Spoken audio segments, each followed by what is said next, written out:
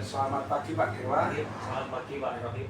Terima kasih Pak Dewa bisa meluangkan waktunya pagi ini untuk membantu penyusunan tesis yang saya susun. Perkenalkan dulu, saya Rohim dari Universitas Pembangunan Nasional Veteran Yogyakarta. Saat ini sedang menyusun tesis S2 manajemen bencana dengan judul analisis tata kelola penanganan banjir bandang Kota Batu 2021. Nah, Pak Dewa waktu itu kan dari Basarnas ditugaskan untuk membantu penanganan pada saat itu. Ya, mohon kesediaan Pak Dewa untuk menjadi narasumber wawancara saya.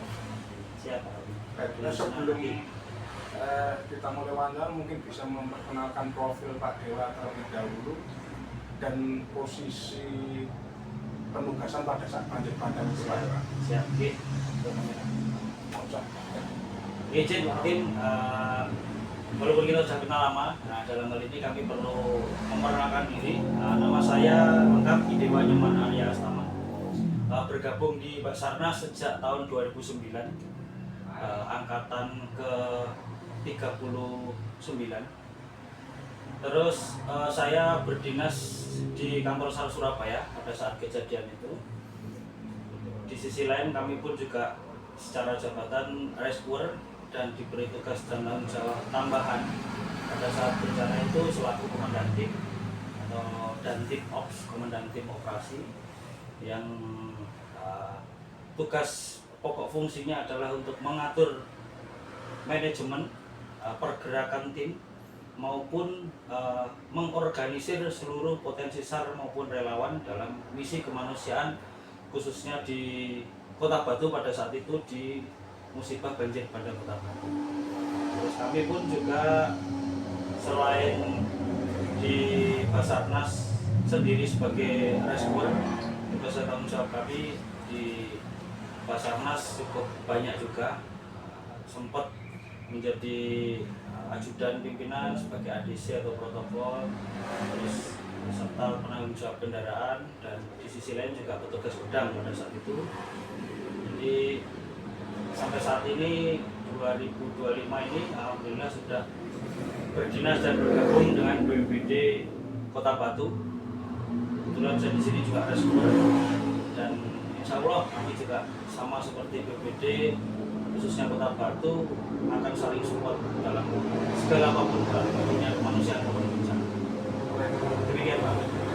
Berarti pada 2021 ketika peristiwa terjadi, Pak Dewa kebetulan masih berkantor atau berdinasnya di kantor SAR Surabaya. Saat ini dinasnya sudah berpindah ke Kota Batu ya? Betul sekali. Ya, karena sepengetahuan saya ada kantor SAR unit SAR ya di Surabaya, di Kota Batu ya, ditempatkan di unit SAR Kota Batu ya. Unit siaga SAR Kota Batu. Iya. Baik Pak Dewa, pertanyaan pertama berkaitan dengan aspek koordinasi pada saat itu Pak Dewa, koordinasi antar lembaga. Bagaimana pola atau mekanisme koordinasi antar lembaga khususnya dalam operasi pencarian pertolongan saat itu Pak Dewa?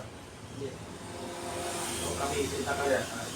Terima kasih Pak Rohim. Jadi selaku komandan tim pada saat itu pastinya kita punya SOP yang memang harus dijalankan demi terselenggaranya atau terlaksananya operasi SAR yang aman, yang safety, serta terkoordinir dengan baik mulai dari seluruh kebutuhan pada saat itu di posko, khususnya di BPBD Kota Batu.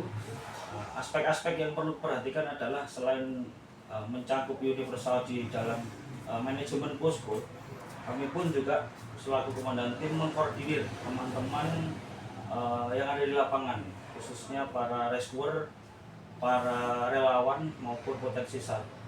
Dan dari mengkoordinir itu kami juga punya aspek-aspek yang memang harus perlu diperhatikan, mulai dari segi komunikasi, dari segi logistik, koordinasi di lapangan, maupun kebutuhan-kebutuhan yang mungkin dibutuhkan di lapangan, seperti misalkan yang wajib kita gunakan adalah APD atau alat pelindung diri, dalam arti untuk melindungi kita dari kejadian-kejadian yang mungkin di lapangan yang tidak terduga. Itu sangat penting sekali dengan moto kami di Basarnas, safety first, yang pasti kita harus aman diri dulu, aman lingkungan, baru kita amankan korban maupun korban bencana alam di dalam atau korban di operasi SAR di lapangan tersebut yang khususnya dikategorikan kondisi membahayakan manusia. Di sisi lain juga kita juga mementingkan aspek-aspek lingkungan yang berada di situ, apakah itu berbahaya atau aman untuk kita terjuni dan melakukan evakuasi pencarian pertolongan. Gitu Pak Rocky. Kemudian pada saat banjir bandang itu siapa saja mitra atau instansi lembaga ataupun unsur masyarakat SAR atau relawan SAR yang ikut membantu penanganan saat itu yang Pak Dewa koordinasikan, terus kemudian bagaimana pembagian tugasnya waktu itu? Oke, baik Pak Rohim. Jadi dalam kontekstualnya pada saat itu kita banyak dibantu oleh banyak lembaga, organisasi, instansi maupun birokrasi yang ada di lapangan pada saat kondisi banjir bandang di Batu dan Bintaro saat itu. Antara lain ya, terutama kita pasti berkoordinasi dengan pemangku wilayah, khususnya kalau di Basarnas kita selalu berkoordinasi terus dengan BPBD maupun dari TNI, Polri, mulai dari segi Koramil, Polsek, Korem, Kodim, bahkan ke Yonif atau ke satuan khusus di daerah Kota Batu ini khususnya atau di seputar Malang Raya. Dan di sisi lain juga dari berbagai macam organisasi SAR itu juga banyak yang membantu, mulai dari Kediri, dari Wana Rescue, dari Resop, Relawan Sosial Blitar, dari BPBD Malang Kota, Kabupaten juga, dan organisasi-organisasi yang lain yang tidak bisa kami sebutkan satu-satu karena begitu banyaknya organisasi yang di bawah naungan kita ataupun yang didukung oleh Basarnas juga maupun dari teman-teman relawan. Di sisi lain juga dari instansi banyak sekali, dari segi bantuan dari ambulan dan lain-lain seperti dari Tagana, Dinas Sosial, seperti dari Dinkes, dari Dinkes, Dinas Sosial, terus dari bantuan Dinkes itu biasanya PSC itu, dari PMI terutama, terus dari PUPR karena pada saat itu kan kita beberapa kali membutuhkan alat beratnya. Tertimbun material. Betul sekali, dari PUPR maupun dari DLH. Biasanya dari instansi-instansi pemerintah setempat yang sering membantu kita di lapangan terkait kendala-kendala aspek di lapangan yang memang membutuhkan alat berat atau peralatan khusus yang memang pastinya demi memberikan kelancaran dalam kita proses pencarian pertolongan maupun evakuasi. Oke. Selanjutnya, apakah pada waktu itu Pak Dewa ada sistem atau prosedur koordinasi, misalkan rapat rutin, kemudian mungkin ada sistem pelaporan yang standar, atau ada posko terpadu yang ada saat itu? Ya, jadi kalau itu terkait pasti tentang manajemen posko, Pak. Jadi di manajemen posko itu kami bagi lagi atau kita bikin divisi-divisi khusus yang memang sangat dibutuhkan dan sangat perlu, bahkan wajib ada itu. Selain jaring komunikasi menggunakan HT, walkie talkie atau maupun handphone pun itu kami pasti bikin grup, sempat bikin grup dan semua dikoordinasikan di situ.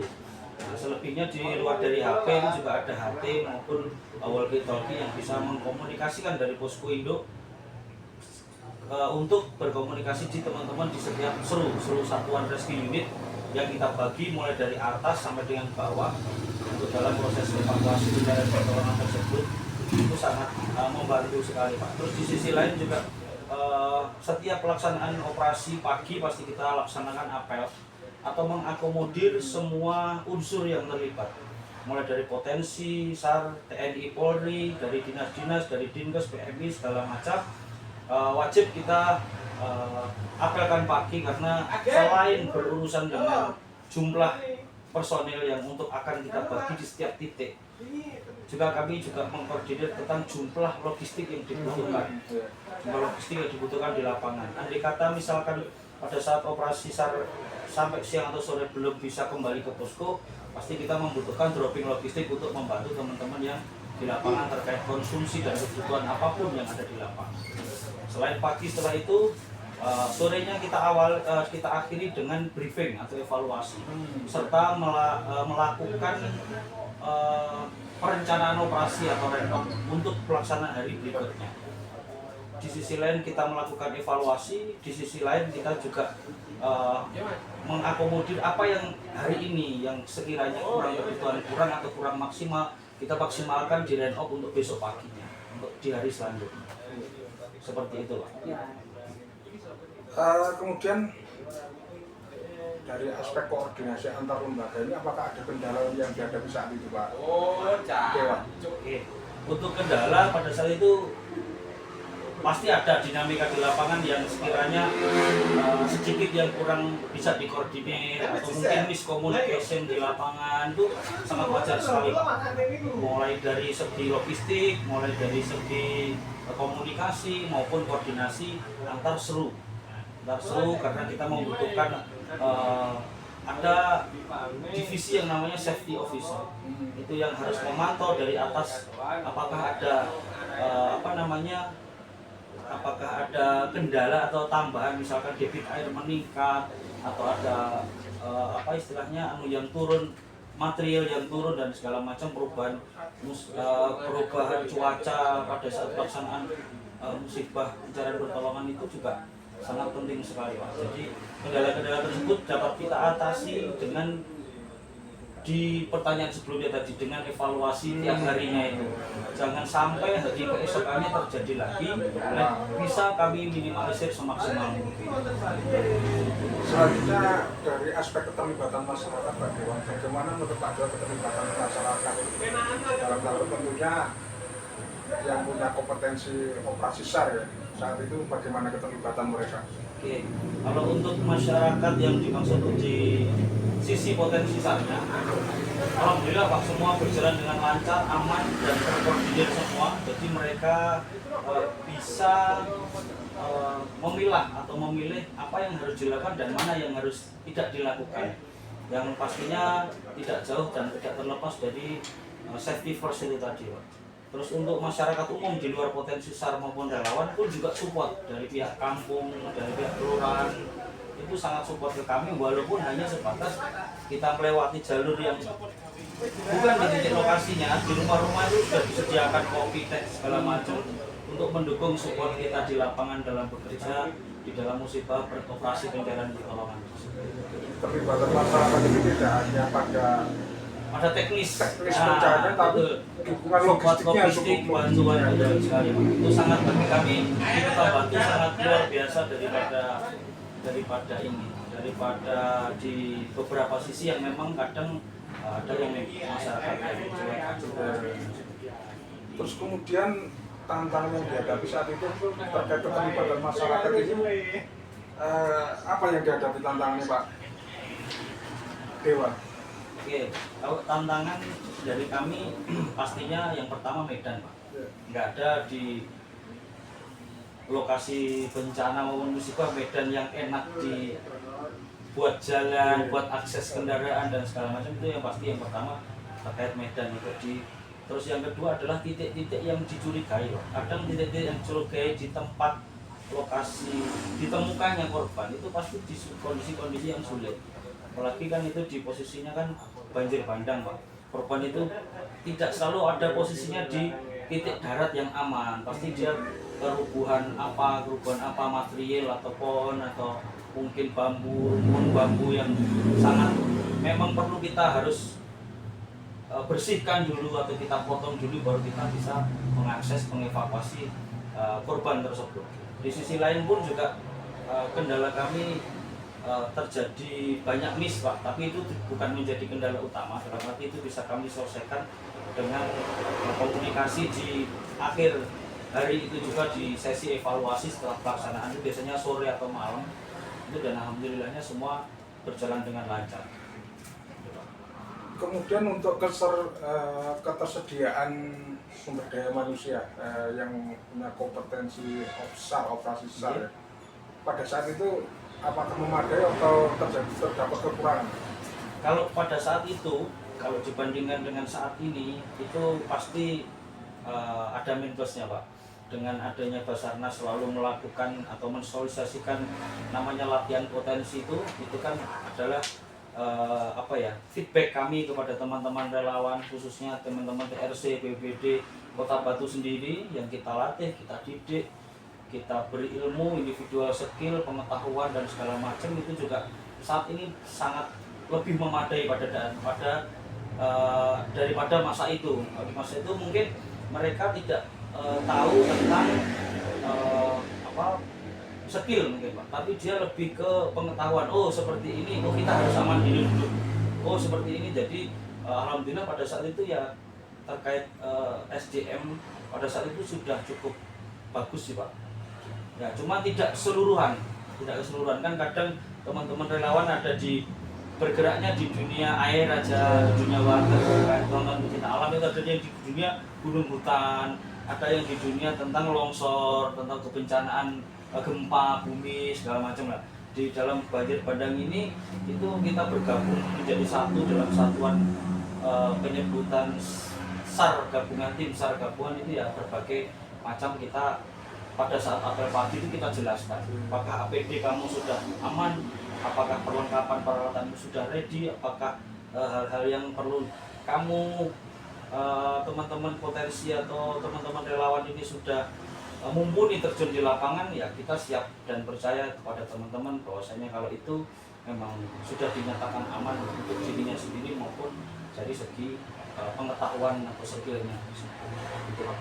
Kemudian apakah waktu itu ada tantangan dalam mengelola sumber daya manusia pada klaster SAR ini?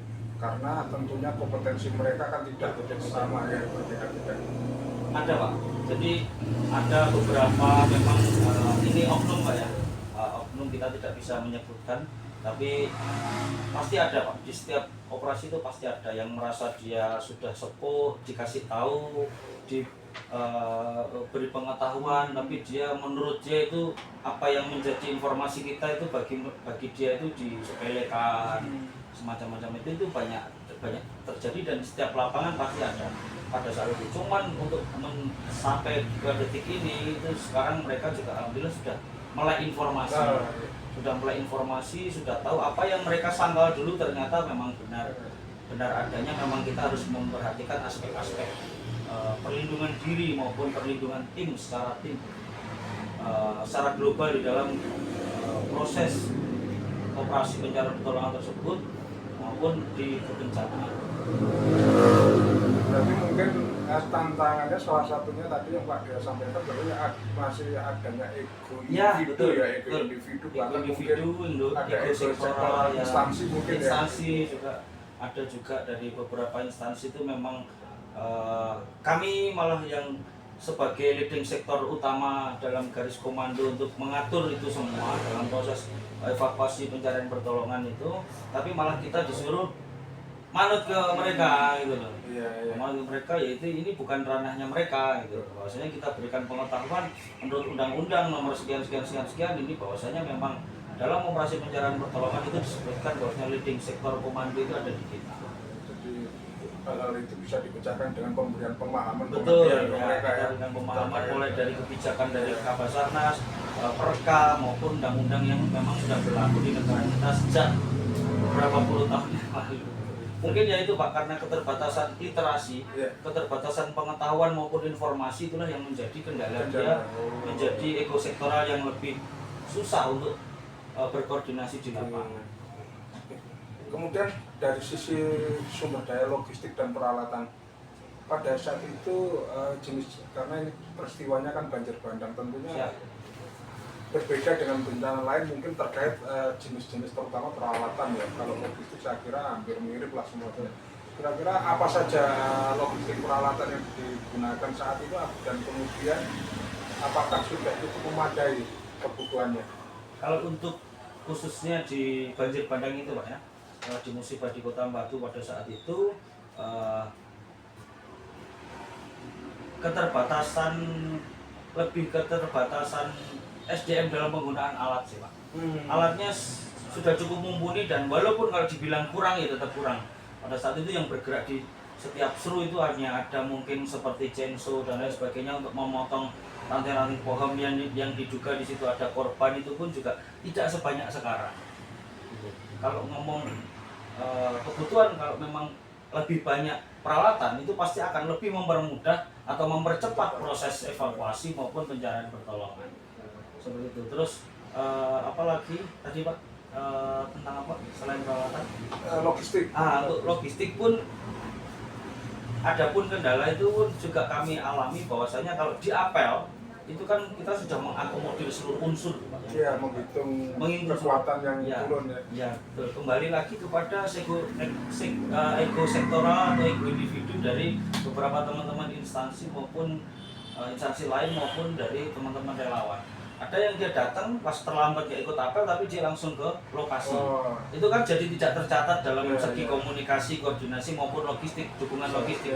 Semisal contohnya lagi, misalkan sudah diakomodir dalam satu satuan tim SAR gabungan ini misalkan 50 orang, kayak ada tambahan gitu kan, takutnya teman-teman posko ini ya, dan saya pasti memastikan bahwasanya memang teman-teman posko ini pasti terjadi miss tentang kebutuhan logistik di lapangan, tentang makanan yang memang harus di dropping ke sana, jumlahnya awalnya 50 jadi tambah 20, 15 dan lain sebagainya. Itu akan merepotkan banyak teman-teman di dapur umum pastinya. Itu salah satu kendalanya. Betul sekali. Ternyata masih ada saja baik dari instansi atau potensi SAR yang masih belum terkoordinasi, tiba-tiba datang ke lokasi itu yang tidak melapor, tidak tidak terdata dengan baik. Betul sekali Pak. Kemudian dari aspek sumber daya keuangan waktu itu untuk pembiayaan operasi pencarian penyelamatan pada waktu itu sepengetahuan Pak Dewa, dari mana saja pendanaannya Pak Dewa? Dalam seluruhnya Pak? Untuk Basarnas saja untuk keseluruhan operasi SAR. Oke, kami jelaskan ini sepengetahuan kami Pak ya, karena kami pun dari Basarnas pun juga sudah memiliki anggaran sendiri khususnya bagi kebutuhan dari tim Basarnas sendiri pribadi. Dalam konteks kedinasan itu kita disupport tentang BBM, terus tentang logistik sendiri juga, terus di sisi lain juga dari segi-segi APD, peralatan dan perlengkapan setiap personel yang memang sudah kalau khususnya dari Basarnas, dari kedinasan kami sendiri Pak. Kalau dilihat dari teman-teman relawan itu kayaknya dana pribadi Pak. Dana pribadi, dia memang terpanggil jiwanya, dia punya sangu sendiri dan memang pengen membantu, biasanya ya itu berangkat, terus segala kebutuhannya kalau memang sudah di posko kan memang itu kita tanggung bersama memang. Dari segi-segi dari BPBD pun pastinya juga punya anggaran sendiri untuk memang sudah ranahnya untuk dari pemerintah Kota Batu sendiri, dari BPBD itu biasanya juga lebih krusial lagi malahan Pak, karena yang disalurkan kepada teman-teman yang di lapangan itu pasti lebih banyak juga anggaran-anggaran yang memang, karena di sisi lain kan kalau di dunia kebencanaan kan memang banyak anggaran yang memang kadang ini di luar prediksi, di luar prediksi dan memang harusnya misalkan sekian, biasanya kurang, biasanya tambah, karena memang kebutuhannya kita selalu dinamis kan, selalu dinamis, tidak selalu kalau sekian cukup, nah itu kadang malah tidak cukup. Terus kemudian berarti pada saat itu dana-dana darurat yang dibutuhkan untuk operasi itu menurut Pak Dewa sudah memenuhi kebutuhan ya? Maksudnya memadai atau mencukupi atau belum pada saat itu? Kalau pada saat itu karena kami melihatnya adalah kebutuhan di lapangan Pak ya, pada saat itu menurut kami sudah cukup. Cuman menurut mungkin dari BPBD sendiri pun kami kurang mengetahui apakah itu cukup atau tidak, karena biasanya itu tadi Pak, biasanya kadang setiap hari itu kan operasi kan dilangsungkan kalau nggak salah 7 hari Pak, 7 hari, terus pas korban terakhir ya ketemunya ya di hari ke-7 juga. Nah, dinamika setiap harinya kebutuhan pasti berbeda-beda, Pak. Ada yang berkurang, ada yang bertambah dan segala macam. Kalau kami di lapangan kami rasa cukup, Pak. Tetapi kalau untuk teman-teman kayak biasanya warga atau mungkin pihak yang terdampak, nah itu yang kami itu di luar wewenang atau di luar kuasa kami, yang itu harus petugas pokok dan fungsinya memang khususnya ke BPBD karena ada divisi yang namanya rehab rekon ya, dan itu Pak ya, itu mungkin lebih ke sana. Itu kami pasca bencana itu kami kalau terkait dana dan kebutuhan itu kami memang bukan ranah kita, itu mungkin dari BPBD sendiri ya. Kalau kami sendiri di lapangan ya saya rasa itu cukup. Kalau masalah kurang sedikit atau kurang banyak itu setiap dinamika di lapangan itu pasti terjadi, Pak. Pasti ada. Terus selanjutnya, apakah ada kendala dalam sisi administrasi atau prosedur untuk pengajuan pendanaan operasional pada saat itu? Kalau dari segi kendala administrasi operasi, kalau dari kami Basarnas sendiri, alhamdulillah tidak ada. Kalau dari teman-teman instansi yang lain pun kami pun juga kurang tahu Pak ya, karena kalau sudah terbentuk di sistem komando di manajemen posko semua bergabung dan berkumpul jadi satu, itu kan biasanya saling apa istilahnya bahasa Jawanya patungan atau urunan. Nah kan gitu kan Pak. Sopo yang enek ayo kita salurkan. Kita tidak bisa, ada sih relawan banyak juga, kita tidak bisa urun secara tenaga, tapi kita punya sumber daya lain, misalkan kayak sayuran, kita punya dana untuk disumbangkan ke pihak yang terdampak dan lain sebagainya. Jadi seperti itu Pak. Kemudian menurut Pak Dewa, faktor-faktor yang menjadi pendukung dan penghambat selama operasi SAR pada waktu itu apa Pak Dewa? Faktor pendukung yang pertama adalah kita banyaknya SDM Pak yang membantu kita di lapangan. Ya alhamdulillah BPBD Kota Batu ini khususnya memang support 1000% dalam setiap kegiatan Basarnas maupun di luar kebencanaan maupun di dalam kebencanaan, maupun dari dukungan dari segala instansi dari Kota Batu sendiri pun saya rasa luar biasa. Dan adanya Basarnas di unit Siagasar unit Siagasar Malang ini pun juga tidak terlepas dari dukungan pemerintah Kota Batu sendiri, khususnya BPBD yang akhirnya kita bisa support di setiap kejadian di wilayah Malang Raya, Kota Batu, Kabupaten Malang, Kota Blitar, dan Kabupaten Blitar. Itu pun lingkup 5 wilayah kinerja kita dalam segi operasi SAR itu alhamdulillahnya dukungan pun sangat luar biasa. Mulai dari logistik, peralatan, teman-teman relawan, organisasi maupun dari instansi pemerintah pun alhamdulillah pada saat itu sudah sungguh luar biasa. Yang kami rasakan sendiri, istilahnya kadang kita di lapangan yang tidak disupport dengan pemerintah itu kadang kita juga ya cari-cari sendiri. Nah, tapi alhamdulillah di Batu ini, Kota Batu ini, dan di wilayah 5 wilayah operasi kinerja kita pun alhamdulillah berjalan lancar, aman, dan semua terkondisikan. Sedangkan kekurangannya adalah kembali lagi kepada kadang itu tadi minimnya literasi informasi maupun pengetahuan serta skill yang teman-teman relawan maupun teman-teman instansi yang mereka jujur memang tidak tahu, memang yang akhirnya menjadi penghambat di lapangan.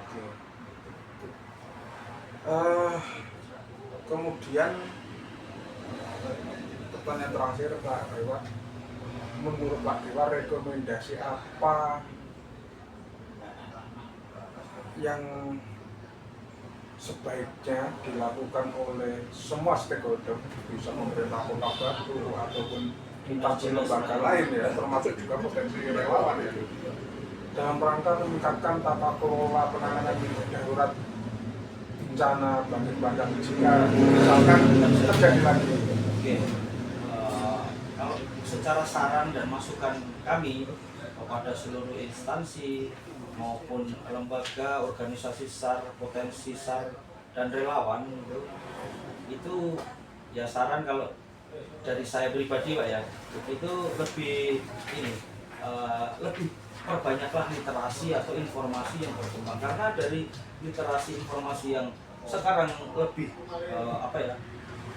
lebih maju daripada saat itu, informasi yang lebih cepat kita dapat, itu jangan sampai, atau mungkin perintah lesan Pak, karena kami sebagai Basarnas, sebagai pemegang leading sektor komando dalam pelaksanaan operasi SAR, istilah Jawanya nurut aja lah, nurut aja. Kami pun juga tidak akan istilahnya menyengsarakan teman-teman itu dari yang pasti kita butuhkan adalah kolaborasi, koordinasi, serta sinergitas dalam memunculkan satu visi misi yang sama di dunia kemanusiaan, khususnya di operasi SAR, khususnya di bencana banjir bandang itu. Cukup kita berkumpul dan berkoordinasi dengan satu komando dari kami, itu insya Allah nanti selebihnya akan kita koordinasikan dengan instansi-instansi terkait yang memang kita butuhkan dalam operasi SAR itu. Misalnya butuh ambulan, ya kita koordinasi dengan PMI atau Dinas Kesehatan ataupun dengan PSG. Gitu. Misalkan kami membutuhkan peralatan APD tambahan seperti censo dan segala macam, itu mungkin bisa kita gunakan dalam proses membantu memotong ranting-ranting atau rumpun bambu yang menghalangi wilayah operasi kita, yang tujuan kita untuk mengevakuasi korban, ya itu mungkin sangat kami butuhkan. Selain satu garis komando dengan kami pun, itu bagi kami sudah cukup bagus Pak. Terlepas dari ego individu maupun ego sektoral, itu pun juga akan mempengaruhi jalannya atau lancarnya dalam proses kita berkoordinasi di bidang pencarian pertolongan itu. Dan kadang kalau di Jawa Timur kan memang dinamikanya kan memang luar biasa ya, memang luar biasa, dan akhirnya dia banyak memunculkan bendera-bendera yang ingin berkibar untuk menunjukkan kepada kami, yang akhirnya dia membuat keputusan kebijakan yang memang kadang bersimpangan dengan kami, yang akhirnya menjadi kendala di lapangan. Kalau bagi kami sarannya, ya cukup satu komando dari Basarnas, kita laksanakan teknis bersama-sama di lapangan. Masalah logistik sudah ada yang memikirkan, masalah lain peralatan perlengkapan juga sudah ada yang kami koordinasikan. Masalah ambulan, jika mana korban sudah ditemukan dan akan dibawa kemana pun, pasti sudah terkoordinir dengan baik. Cukup dengan mengikuti SOP yang ada, itu mungkin akan menjadi atau meminimalisir kendala-kendala yang ada di lapangan. Gitu. Baik. Jadi menarik yang disampaikan Pak Dewa. Kemudian yang terakhir kali, kan sejak 2024 Basarnas membuat kebijakan untuk mendirikan unit siaga SAR Malang Raya dan penempatnya di Kota Batu. Apakah pengambilan kebijakan ini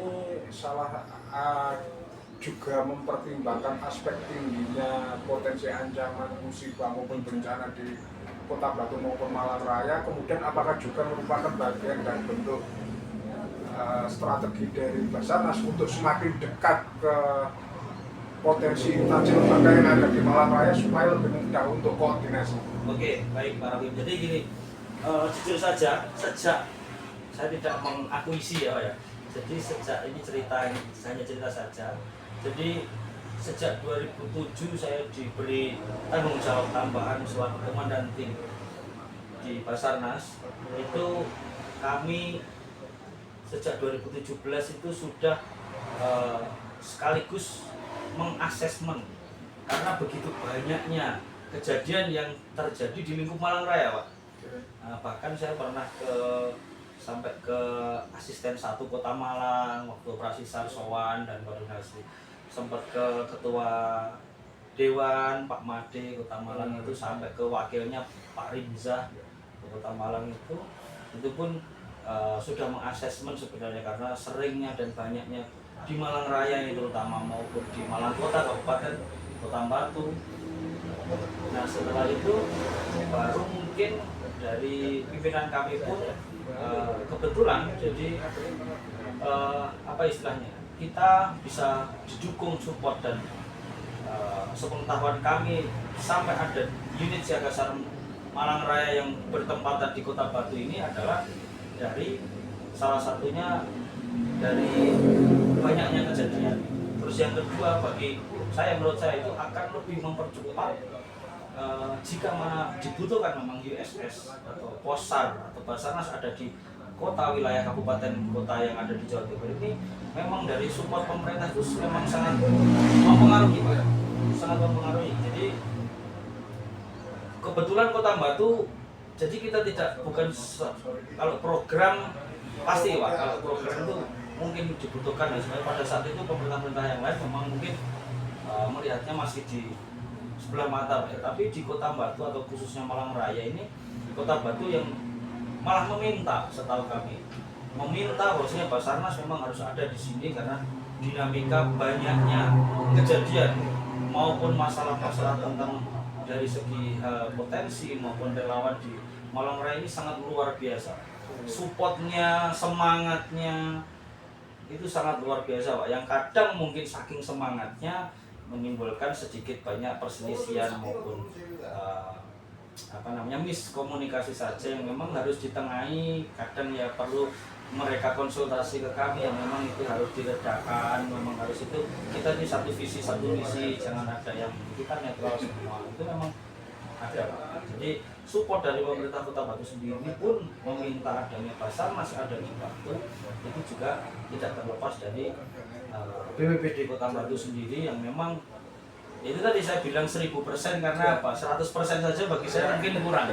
Nah, 1000% itu dukungan pemerintah Kota Batu, khususnya BPBD Kota Batu sendiri sangat antusias, dan di sisi lain juga sebagai BPBD Kota Batu kan sebagai pilot project jabatan rescuer, salah satu pilot project jabatan rescuer yang memang dari jabatan fungsional untuk P3K.